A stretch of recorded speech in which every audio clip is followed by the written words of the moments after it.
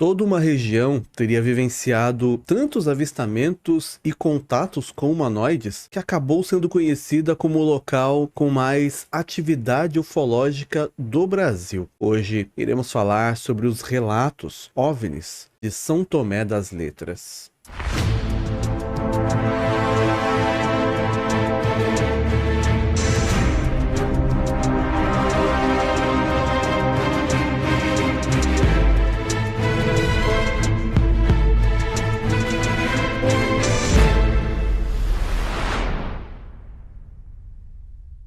Esse roteiro é baseado em artigos e vídeos sobre o mesmo assunto. Desde já pedimos que você deixe um like e um comentário dizendo se já conhecia essas histórias, algum detalhe que você conhece ou não comentei, ou sugerindo também um novo tema ufológico para trazermos ao canal, o que vai fazer com que o YouTube entenda a interação e te mostre sempre os próximos vídeos assim que postados. Verifique se você já é inscrito no canal e se quiser nos ajudar ainda mais, pode se tornar membro. Existe mais de um nível. No nível perito, o seu nome vai aparecer no vídeo durante algum momento e você tem acesso antecipado ao conteúdo, além também de poder utilizar a ferramenta Valeu, onde qualquer um pode colaborar quantas vezes quiser com o valor que preferir. Sobre o tema de hoje, São Tomé das Letras é uma cidade localizada no estado de Minas Gerais e no ano de 2020 ela contava com aproximadamente 7.000 habitantes e foi edificada em uma elevação na borda da Serra da Mantiqueira. A cidade é considerada como uma das mais místicas do mundo e as histórias misteriosas que rondam São Tomé das Letras começam desde a sua fundação. Segundo os registros, durante os anos de 1600 e 1700, o local era habitado por indígenas cataguás e eles acabaram sendo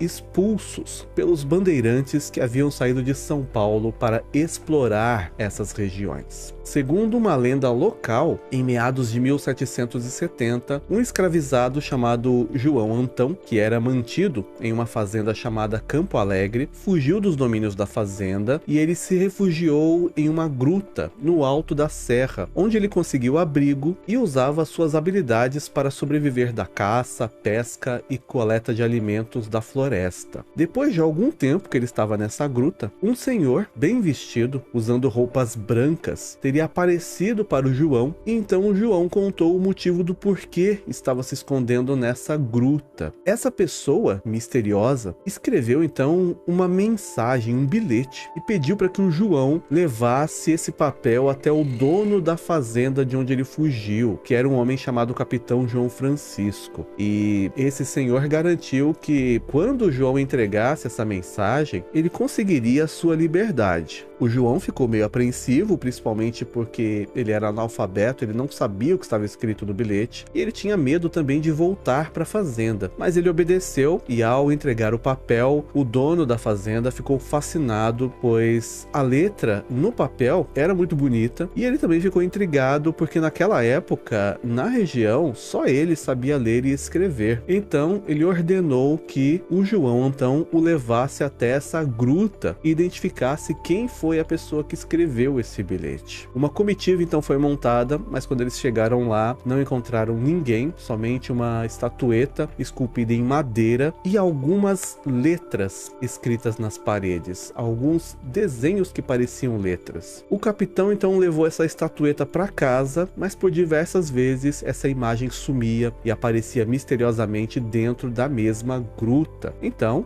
acreditando que aquilo que acontecia era um milagre, passaram a chamar a estatueta de São Tomé, e o dono da fazenda ordenou em 1785 que fosse erguida na região dessa gruta uma capela, que hoje se encontra preservada e é conhecida como a Igreja Matriz de São Tomé, e é por conta das letras escritas nas paredes dessa gruta que a cidade passou a ser conhecida como São Tomé das Letras. Essa é uma história resumida sobre essa parte do nome da cidade. Nós já contamos ela com mais detalhes aqui mesmo no canal, mas isso não é tudo. Existem diversos tipos de fenômenos e relatos, situações consideradas sobrenaturais, porém um dos mais evidentes e frequentes são os relatos ufológicos. Um homem chamado Oriental Luiz Noronha nasceu em 1938 na cidade de Cruzília, ilha em Minas Gerais. O pai biológico dele o abandonou junto à irmã mais nova, depois que a mãe deles faleceu. E esse homem foi criado então com a sua irmã por um casal de indígenas, que eram seus vizinhos, e eles o apelidaram de Tatá, porque ele tinha cabelos ruivos, e na linguagem indígena, Tatá significa vermelho. Ele e a irmã viveram com esse casal por cerca de 7 meses, e depois viveram com uma tia, que era irmã da mãe deles. Depois de crescer, ele se tornou um historiador, e ele era conhecido por ser muito valente e destemido, tanto que ele era conhecido como o Indiana Jones da vida real. Com 35 anos, ele foi até São Tomé das Letras para estudar os sítios arqueológicos e explorar as grutas que tinham escrituras rupestres. Esse homem, então, Tatá Noronha, como ficou conhecido, geralmente acampava perto de cavernas, grutas ou sítios arqueológicos para evitar perder tempo tendo de voltar para casa e retornar para o local no dia seguinte. Ele sempre esteve acompanhado do seu cão e com uma égua que era presa em uma carroça e levava tudo o que ele precisava para passar um tempo por ali. Logo nas primeiras noites que ele acampou, ele notou que algo muito diferente acontecia naquela cidade, pois com muita frequência ele via luzes misteriosas dançando pelos céus. Em uma das vezes, enquanto ele explorava uma das grutas num local chamado Pico do Gavião, ele encontrou um homem, parecia ser uma pessoa asiática, de alguma descendência oriental, mas que tinha olhos um pouco maiores que os comuns para um humano e também eram amendoados, puxados para as laterais. Esse homem se identificou como sendo Aquiel, e ele teria convidado o Tatá para ir para um lugar diferente. E o Tatá, ouvindo o que esse homem falava, pensou que ele era um louco, então ele ignorou e foi continuar a fazer o seu trabalho como explorador. Poucas horas depois, o Tatá acabou se machucando, fazendo um corte profundo em uma das suas mãos. Ele tentou estancar o sangramento e foi até a carroça, e assim que ele se sentou na parte de trás da carroça, ele sentiu um sono muito pesado, inesperadamente acabou dormindo. Momentos depois, ele acabou sendo acordado por aquele homem estranho, que o chamou novamente, dizendo que precisava lhe mostrar algo. E o Tatá se levantou e seguiu aquele homem, e de repente ele teria visto um lugar completamente estranho, como se ele estivesse no meio de uma cidade muito diferente. Tudo teria ficado com uma aparência alterada. Para o Tatá, a situação era tão estranha que ele não sabia nem ao menos descrever exatamente o que ele estava vendo. Algum tempo depois, o Tatá acordou novamente na carroça, e foi algo tão incomum tudo aquilo que ele vivenciou que a princípio ele achou que não passava de um sonho, mas quando ele se examinou, ele viu que não tinha mais um corte na mão e que de alguma forma ele tinha milagrosamente se curado, mas ele tinha certeza de que esteve ferido porque tinha manchas de sangue nas suas roupas e na carroça, mostrando que de fato ele tinha vivenciado algo físico, que não foi um sonho. Como ele era historiador, ele acredita que tenha sido visitado por uma criatura que é conhecido como Sumé, uma denominação antiga na mitologia dos povos tupis do Brasil, usada para descrever uma entidade que tinha o poder de flutuar e transmitir conhecimento e ensinamento muito antes dos colonizadores chegarem ao Brasil. Em uma das entrevistas que ele deu, o Tatá afirma que ele tinha certeza que um outro personagem da cidade, um homem chamado Chico Taquara, seria também um Sumé. Esse Chico, ele era um morador de São Tomé das Letras, que supostamente tinha poderes incomuns. Ele se teletransportava, tinha o poder de se comunicar com os animais, e esse também é um caso, uma história que já contamos com detalhes aqui no canal. Voltando ao Tatá, ele viveu até 2018, deixou para trás diversos livros, arquivos de registro de casos ufológicos que ele pesquisou na cidade. Um ponto muito interessante naquela região é que a 17 quilômetros de onde esse encontro do Tatá ocorreu, existe um outro ponto turístico,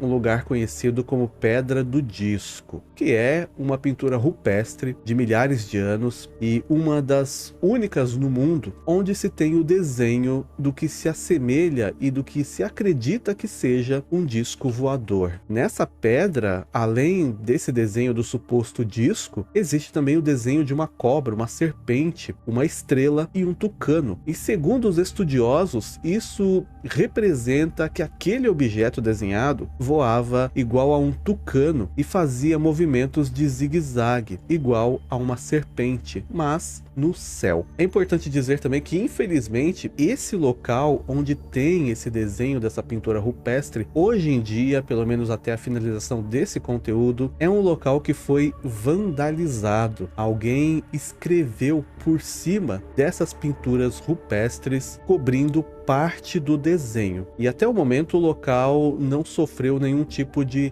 restauração. Toda essa experiência, além dos avistamentos das luzes brilhando durante a noite, fez com que o Tata Noronha se empenhasse em estudar os casos, e ele acabou se mudando definitivamente para São Tomé das Letras e se tornou ufólogo, o mais conhecido da região. Uma outra pessoa, um homem chamado Júlio César Souza Mendes, de 37 anos, é um outro morador da cidade. Ele trabalha como guia turístico e, embora tenha ouvido várias histórias misteriosas, ele geralmente só acreditava quando a testemunha conseguia provar que realmente algo estranho tinha acontecido, seja uma história de fantasma, de lobisomem ou sobre um OVNI. Mas ao longo dos anos, ele se tornou testemunha ocular de vários eventos inexplicáveis. Em junho de 1991, no dia 21, por volta das 5 da manhã, ele estava na região do Cruzeiro, perto de um lugar chamado Pedra da Bruxa, que tem esse nome porque supostamente essa pedra lembra o rosto de uma bruxa de perfil. E ele havia passado a noite nesse local observando o céu, algo que ele já tinha o costume de fazer, e tinha levado consigo uma máquina fotográfica da época, aquelas que utilizam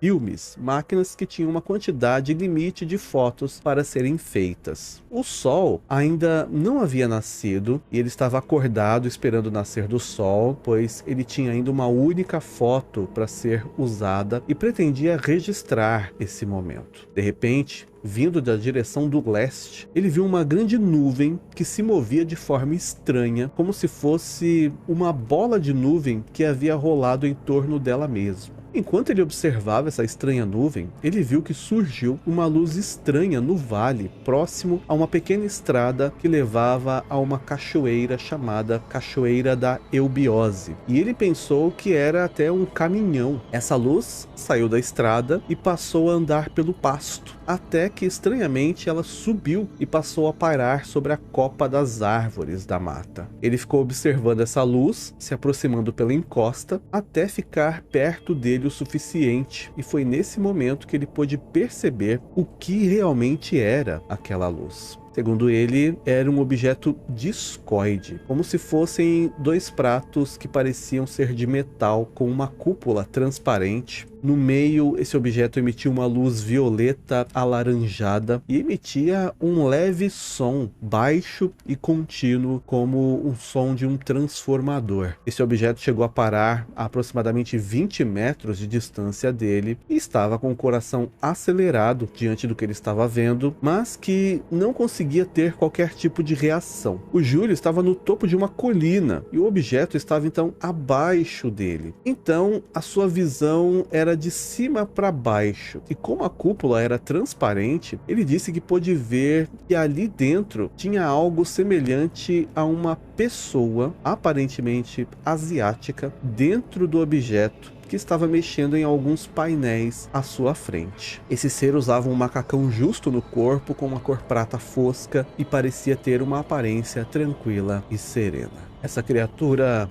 apertou algum tipo de dispositivo que soltou uma espécie de raio e abriu algo descrito por ele como um portal, como se aquilo tivesse rasgado um pedaço de papel no céu, onde ele pôde ver do outro lado algo como uma cidade, semelhante à que nós temos, mas ao mesmo tempo diferente, e que tinha um céu azul escuro. O Júlio se lembrou que ainda tinha uma foto para fazer com a sua câmera. Ele pegou a câmera, mas naquele momento o ser teria se virado para ele, olhado diretamente nos seus olhos, ao mesmo tempo em que ele recebeu uma mensagem telepática dizendo: feliz é aquele que não viu e crê. Nesse momento, o Júlio acabou se sentindo mal e não conseguiu tirar a foto. E o objeto partiu por esse portal, o atravessando, e tudo desapareceu em segundos. São Tomé das Letras tem outros casos de ufologia e paranormalidade registrados, e a cidade é considerada pelos ufólogos e místicos como um dos 7 portais de energia espalhados pelo mundo que dariam acesso a outras dimensões. E acredita-se que os seres usam essa cidade para fazer essa passagem. A explicação para isso seria que a cidade é composta em sua maior parte por quartzito, que é 95% puro, e que essa pedra tem uma grande capacidade de gerar e armazenar energia. A título de curiosidade, para se ter uma ideia da quantidade de eventos estranhos, a cidade vizinha a São Tomé das Letras se chama Luminária, e ela recebe esse nome porque há centenas de anos os moradores avistam luzes